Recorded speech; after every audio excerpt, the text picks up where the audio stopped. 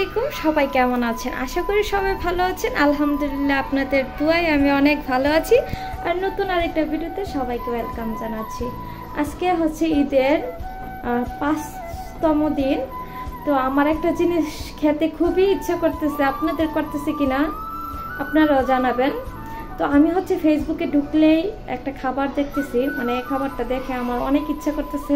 খাওয়ার জন্য তো এখন এটা আমি ট্রাই করব তো আপনারা আমার সাথে থাকুন ভিডিওটার তো আমি কিভাবে কি করে আপনাদেরকে দেখাবো তো প্রথম হচ্ছে আমি ফ্রিজ থেকে মাংস বের করে নেব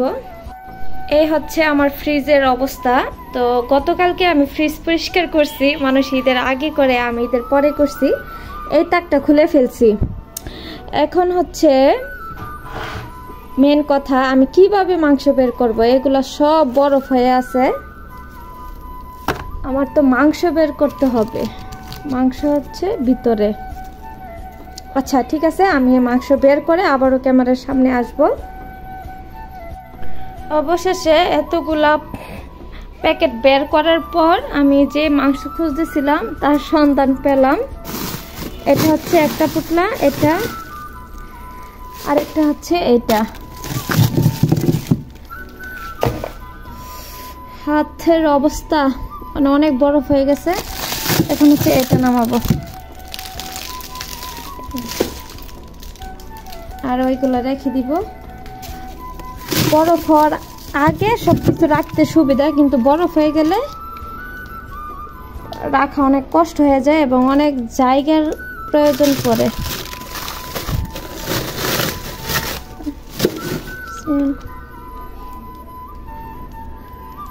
অনেকক্ষণ যুদ্ধ করার পর 2 পুটলা মাংস নামাতে পারছি এটা হচ্ছে গরুর মাংস আর এটা হচ্ছে ফার্ম মুরগির মাংস এখন ভিজাবো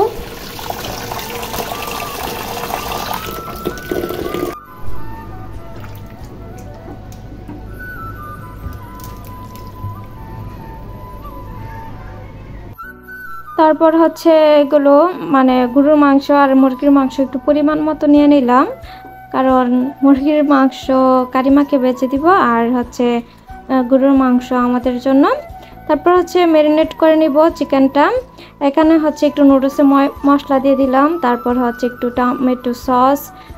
সয়া সস তারপর একটু দিব লবণ তারপর একটু মরিচের গুঁড়া আর আদা রসুন আর হচ্ছে গরম মশলার গুঁড়া তো আর কিছুই দিব না পরিমাণ মতো আর 1 চামচ আটা দেব যেহেতু কর্নফ্লাওয়ার নাই তো এটাকে মেখে চোখে রেখে দিব তারপর হচ্ছে বাকি কাজগুলো করব তো সবার কাছে একটা রিকোয়েস্ট প্লিজ ভিডিওতে অবশ্যই একটা লাইক দিয়ে দিবেন আর যদি ভালো লাগে ভিডিওটা অবশ্যই শেয়ার করবেন আর কমেন্টস করতে ভুলবেন না তারপর হচ্ছে ম্যারিনেট করে চিকেনটা চলে আসছে হচ্ছে মেন যে কাজটা এটা যেহেতু আমি গরুর মাংস দিয়ে কোয়াব রান্না করব তো এটা হচ্ছে বোম্বাই মরিচ দিয়ে করলে অনেক স্বাদ হয় তো আমি হচ্ছে বোম্বাই মরিচ দিচ্ছি ছোটো ছোটো 2টা তারপরে আমার কাছে অন্য মানে মরিচ ছিল না বোম্বাই মরিচ তার জন্য হচ্ছে কাঁচা মরিচ দিয়ে দিলাম তো আমি একটু জাল পছন্দ করি আর এই মাংসটা জাল খেতে অনেক ভালো লাগে তারপর হচ্ছে পাটায় বেটে নিতেছি তো এটা হচ্ছে আমি অনলাইন থেকে অনেকবার দেখেছি এটা নাকি চট্টগ্রামের ঐতিহ্যবাহী মানে জনপ্রিয় খাবার গরুর মাংসের কাপ তারপর হচ্ছে আমি মরিচটা বেটে পাটার মধ্যে মাংসগুলো দিয়ে দিতেছি তারপর হচ্ছে আমি একটু পেঁয়াজ বাটা আর একটু মরিচ তারপরে একটু লবণ তারপরে আদা রসুন গরম মশলা এইগুলো আর কি দিয়ে দিতেছি দেওয়ার পর মেখে চুকে নিতেছি তো জিরার ফাঁকি দেওয়া ভুলে গেছিলাম তো একটু জিরার ফাঁকিও আবার দিয়ে দিছি তো এটার মধ্যে আমি ভালোভাবে মেখে নিব পাটায় রাখা অবস্থায় তো ভালোভাবে মেখে চুখে তারপরে হচ্ছে একটা পাতিলাই দিয়ে দিব এখানে আর কোনো কাজ নাই তো এই মশলাটা ভালোভাবে করতে পারলেই মাংসের কোয়াবটা অনেক মজা হয় তারপরে হচ্ছে আমি পরিমাণ মতো পানি দিয়ে দিলাম তো এটা হচ্ছে আমি ভালোভাবে সিদ্ধ করে নেব এখানে কিন্তু আমি কোনো রকমের তেল ইউজ করি নাই তো এটা পানি শুকিয়ে আসা পর্যন্ত আমি এটাকে মানে জ্বালাবো তারপর হচ্ছে এই তো ময় মশলা সব মানে মাংসের মধ্যে লেগে গেছে আর পানিটা শুকিয়ে গেছে তারপরে হচ্ছে এখন আমি চিকেনটা আগে ভেজে নেব আমার ভুল ত্রুটি হতেই পারে যেহেতু আমার প্রথম ট্রাই। যদি চট্টগ্রামের কেউ দেখে থাকেন তো কিছু মনে করবেন না, আমি ট্রাই করতেছিলাম। তারপর হচ্ছে চিকেনটা কারিমার জন্য ভেজে নিছি, কারণ কারিমাও বলতেছিল চিকেন খাবে। তারপর হচ্ছে গরু মাংস কোয়াবগুলা মানে দিয়ে দিতেছি, কারণ এটা ফুল আঁচে বাজবো, কারণ যেহেতু মাংসটা সিদ্ধ হয়ে আসছে, মানে তাড়াতাড়ি হয়ে যায়, সময় লাগে না। তারপর হচ্ছে কারিমাকে দিলাম চিকেন, যেহেতু আগে চিকেনটা বেজে ফেলছি,